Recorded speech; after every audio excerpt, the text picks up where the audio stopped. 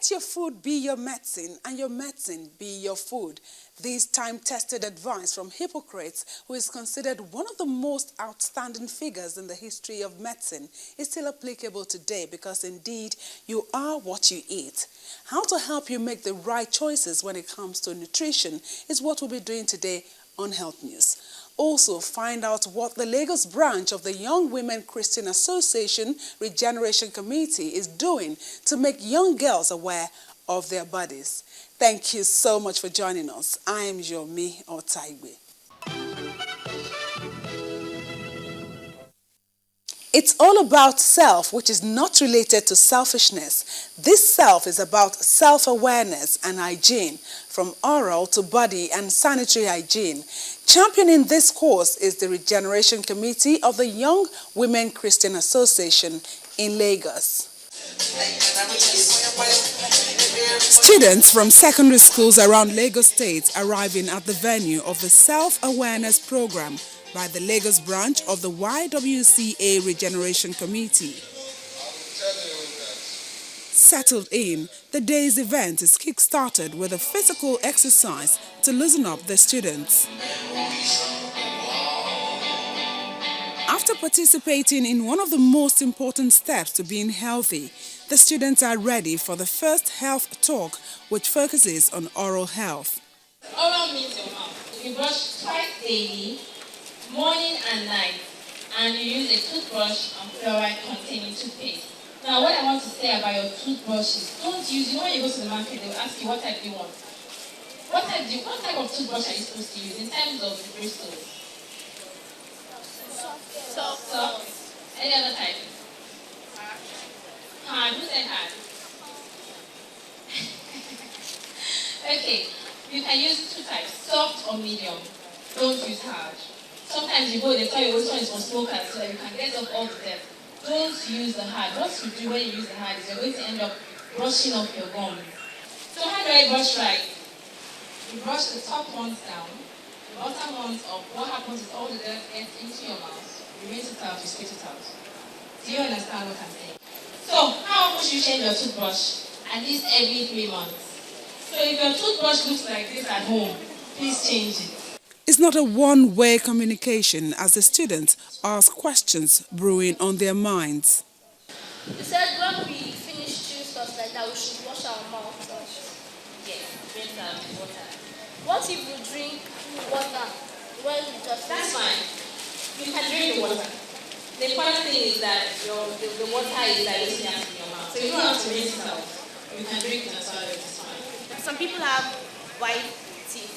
Some have yellow colored teeth. Is it because the teeth is not clean or it's just nature?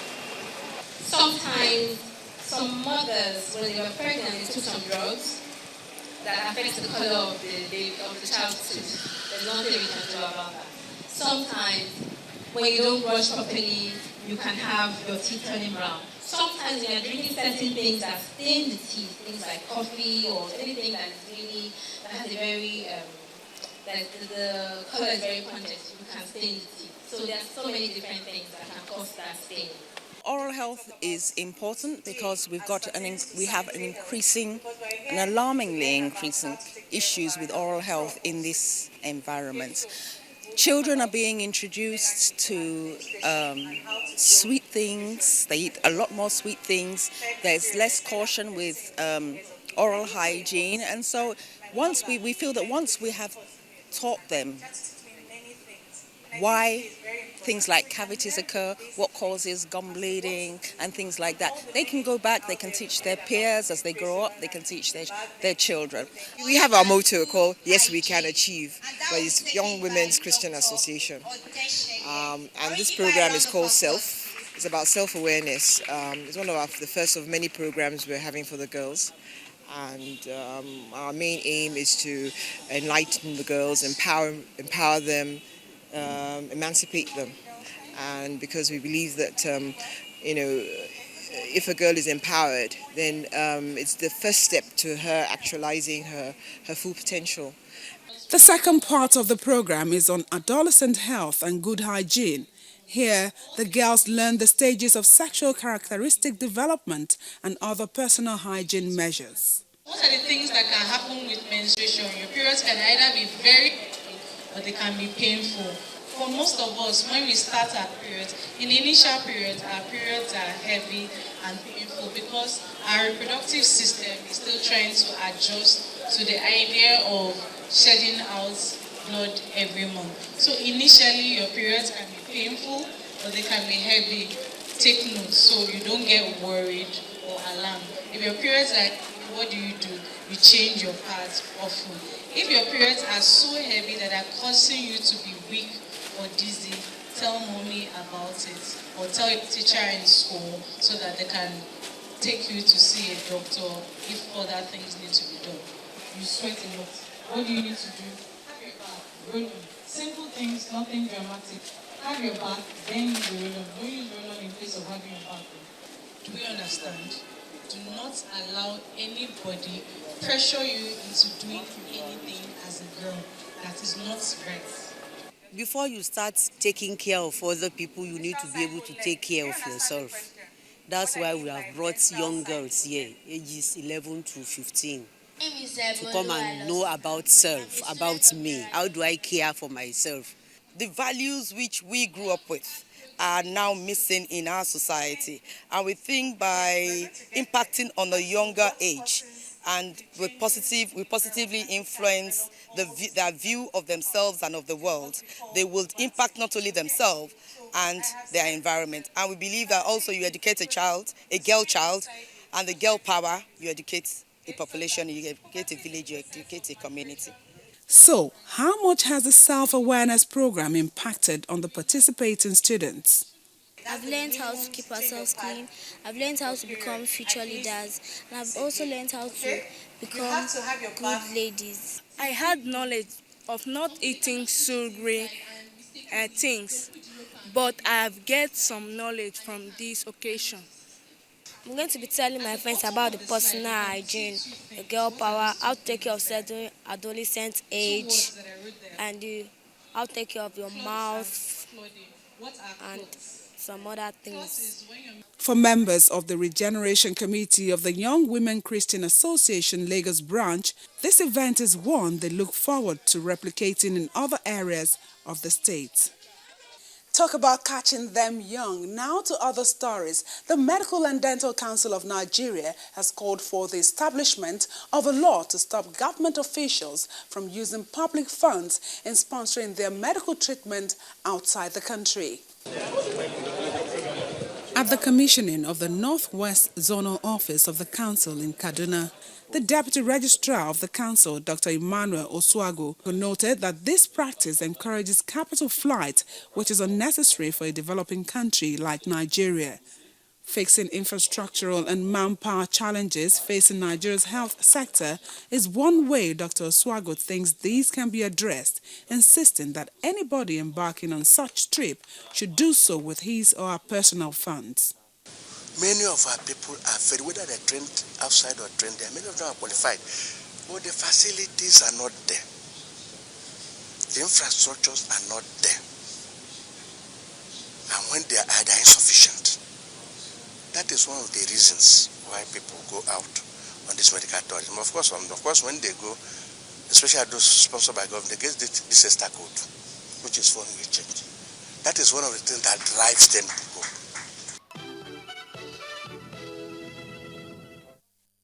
In Anambra State, the 2014 immunization exercise has been flagged off.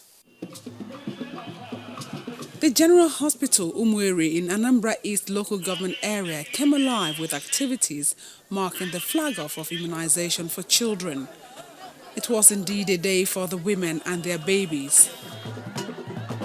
The arrival of the state governor, Mr. Willie Obiano, and his wife, Ebele, marked the commencement of the program. The Anambra State Commissioner for Health and the local government chairman outlined the importance of immunization. Immunization is widely recognized as one of the most powerful and cost-effective public health tools. Often, it is a child's first contact with the health system. Immunization reaches further than any other health intervention for children. This immunization goes from here to churches, to villages, to homes. I want to extend our coverage to nooks and crannies of each state. The governor, on his part, stressed his commitment to ensuring comprehensive immunization as well as standard health care delivery for all, especially those in rural areas. Under my watch, I want to ensure that all our nooks and corners, all our remote villages, the ones that will be reached by boat, the ones that will be reached by road and what have you, effectively are covered by this immunization. For the World Health Organization team that will be coming, I'm going to make available for them a speedboat that will take them to the nook and corners to spearhead and ensure that this immunization is successful. I will also aggressively pursue road infrastructure in our remote areas to make sure that health facilities are properly delivered. After these words of assurance, the governor and his wife led health officials to perform the immunization exercise, administering oral polio vaccine. Finally, from the news corner, towards improving the health of the people of the state for socio-economic development, the Ogun State government has commenced free surgical services among other healthcare needs for indigent residents of the state, carried out at the state hospital in Ado-Oduota local government area. The senior special assistant to the state governor, Dr. Ajibola Amosu, said the move is part of the human capital development plan of the state. The purpose of this is to help to build capacity or improve capacity of our healthcare workers, medical doctors, nurses, pharmacists, and others. Medical missions are one of the strategies that the government of Governor Ajibola Amosu is using to make qualitative health care readily available to the great people of Ogun State.